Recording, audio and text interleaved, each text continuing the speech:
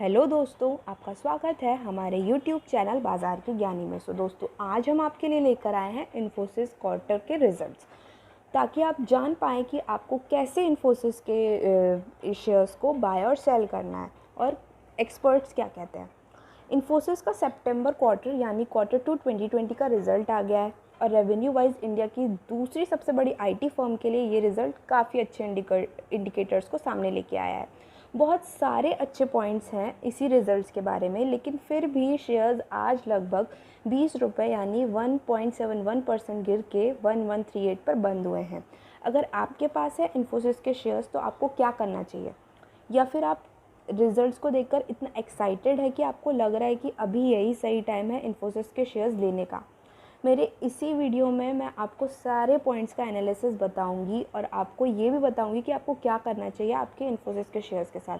लेकिन उसके लिए आपको ये पूरा वीडियो देखना पड़ेगा और मेरे चैनल को सब्सक्राइब करना पड़ेगा।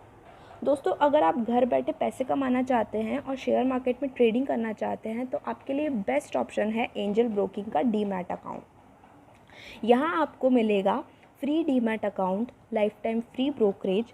इसकी लिंक आपको डिस्क्रिप्शन बॉक्स में दी हुई है, तो देर मत कीजिए और तुरंत ही अपना demat account खुलवाइए।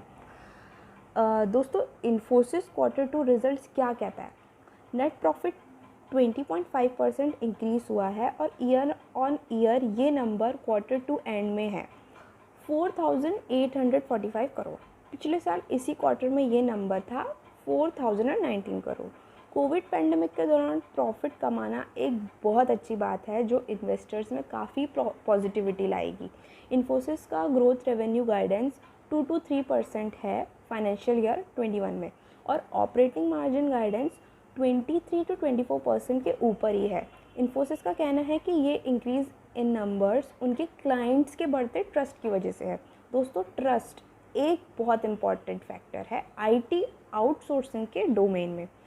Proprietary software development में recently CS and epic systems के बीच में जो लीगल केस चल रहा है, वो केस की वजह से एनालिस्ट के मन में ना ये है कि टीसीएस का मार्केट डिमांड या यूएस बिजनेस रिलेशंस ख़राब हो सकते हैं, क्योंकि टीसीएस के ऊपर ऐसे केसेस पहले भी हुए हैं। यहीं पर इन्फोसिस का गुड रेपुटेशन काम आ सकता है और उनको एक अच्छा बिजनेस अपॉर्चुनिटी प्रेजेंट करने को मिल सकती है। इसलिए ये Q2 रिजल्ट्स के एक तरीके से इम्पॉर्टेंट है इन्फोसिस इन्वेस्टर्स के लिए। जब कंपनी के सीईओ और स्पोक्स पर्सन ने खुद हाई ग्रोथ की गारंटी और प्रेडिक्शन दिया है, तो फिर ये एक बहुत ही पॉजिटिव इंडिकेटर है कंपनी के इन्वेस्टर्स के लिए। डॉलर्स के टर्म पे भी इन्फोसिस का revenue year on year 3.1% and 6.1% बढ़कर हुआ है $3,312 मिलियन। ये एक सिग्निफिकेंट इंक्रीमेंट है। पेंडेमिक लॉकडाउन के टाइम पर डॉलर इन्फ्लो के हिसाब से इन्फोसिस ने बहुत अच्छा परफॉर्म किया है और इसी वजह से इन्फोसिस ने 12 रुपीज़ पर शेयर डिविडेंड देने का अनाउंसमेंट किया। ये शेयर होल्डर्स के लिए बहुत बड़ी खुशखबरी हो सकती है।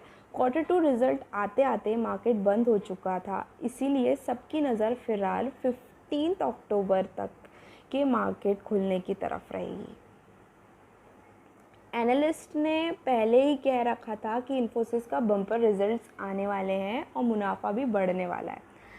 इन इन्वेस्टर्स ने इसको सही तरीके से देखा और इन्वेस्ट किया। आज उनको 12 रुपीज़ पर शेयर का डिविडेंड भी मिला। लेकिन बाय चांस अगर आप एनालिस्ट के रिपोर्ट को मिस कर गए तो आपके पास क्या तरीका बचता है कि आप सही तरीके से शेयर प्राइस को प्रिडिक्ट करें।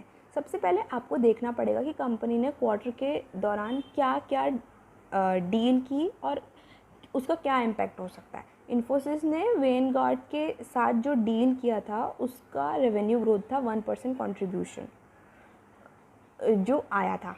ये प्रेडिक्शन आईसीआईसीआई सिक्योरिटीज़ ने किया था। इसके साथ ही क्लाउड सिक्योरिटीज़ और कस्टमर एक्सपीरियंस के डोमेन में भी इन्फोसिस ने बड़ी डील्स कर रखी थी, जिसकी वजह से उसका डील पाइपलाइन काफ़ी स्ट्रॉन्ग था।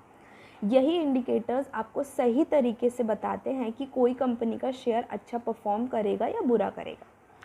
की vertical demand, Nomura research company की तरफ से प्रेडिक्शन था कि बीएफएस यानी banking, financial services, insurance sector और टेलीकॉम सेक्टर से हैवी डिमांड की वजह से इन्फोसिस के Q2 रिजल्ट्स काफ़ी अच्छे होने वाले हैं। और ये बात सच भी है, साबित हुई है। आने वाले दिनों में retail, travel and engineering sector में इन्फोसिस का परफॉर्मेंस क्या होगा, ये देखने के लिए एडविलिस सिक्योरिटी ने एडवाइजरी दी है। तो अगर आपको इन्फोसिस के शेयर्स के फ्यूचर परफॉर्मेंस को समझना है तो फिर इन सेक्टर में इन्फोसिस के परफॉर्मेंस को ट्रैक कीजिए। क्या होगा इन्फोसिस का फ्यूचर और digital growth?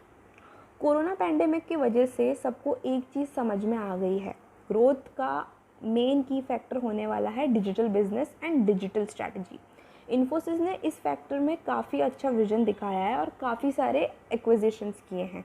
First is cloud firms Simplus, second is the product design firm Kaleidoscope Innovation, third is the Enterprise Service Management Consultancy Guide Vision, fourth is Digital Customer Experience and Analytics firm Blue Acron ICI। ये 4 recent acquisition के वजह से इन्फोसिस का digital growth में काफ़ी अच्छी possibilities दिख रही है। सबको ये लगा था कि कोरोना वायरस की लॉकडाउन की रिकवरी होने में बहुत टाइम लग जाएगा, at least Q3, Q4 financial year 21 से पहले कुछ अच्छा नहीं दिखेगा। लेकिन इंडियन आईटी फर्म्स ने इसको गलत साबित किया। इसका सीधा रीज़न है कि Indian IT company software solutions बनाने में दुनिया की बेस्ट कंपनीज़ में से है। जब लॉकडाउन हुआ तो सबको ऐसा ही सॉफ्टवेयर सॉल्यूशन की सबसे ज़्यादा ज़रूरत लग रही थी और यूएसए एंड यूरोप के बहुत सारे देशों से ऐसी रिक्वायरमेंट्स बढ़ती जा रही थी जो घर से काम यानी वर्क फ्रॉम होम के बेहतर इस एक्सपीरियंस को और भी बेहतर बना सके। इसलिए इंडियन आईटी फर्म अच्छा परफॉर्म कर रही है और फास्ट रिकवरी दिखा पा रही है। ये सिलसिला आने वाले दिनों में भी चलता रहेगा क्योंकि कोरोना वायरस का इफ़ेक्ट मार्च 21 से पहले ख़त्म नहीं होने वाला। इसके साथ साथ इन्फोसिस में वॉलेंट्री एट्रिएशन रेट भी कम हुआ और पिछले क्वार्टर के मुकाबले, यानी इन लोग इसको छोड़ के काम नहीं जा रहे हैं। इसका रीज़न जॉब होना, मार्केट में अनएम्प्लॉयमेंट की कमी, इकोनॉमी का बुरा हाल और इन्फोसिस का अच्छा परफॉर्मेंस एंड सैलरी हाइक भी हो सकता है। इन सब बातों को ध्यान में रखते हुए ये कहना गलत नहीं होगा कि इन्फोसिस के शेयर्स अभी और ऊपर जाएंगे। इसका रिकवरी फिनोमिनल है और स्टॉक में सिर्फ एक ही वीकनेस है, वो है कंपनी का नेट कैश फ्लो का डिक्लाइन। लेकिन जब तक डील पाइपलाइन टाइट है तब तक इन्वेस्टर्स इस पे पैसा लगा सकते हैं और Q3 में और प्रॉफिट का इंतज़ार कर सकते हैं। तो दोस्तों, अगर आपको हमारा वीडियो पसंद आया हो तो आप इसको बिल्कुल लाइक कीजिए, शेयर कीजिए और अगर आपने हमारे चैनल को सब्सक्राइब नहीं किया हो तो सब्सक्राइब कीजिए ताकि आपको ऐसे ही लेटेस्ट अपडेट्स मिलती रहें।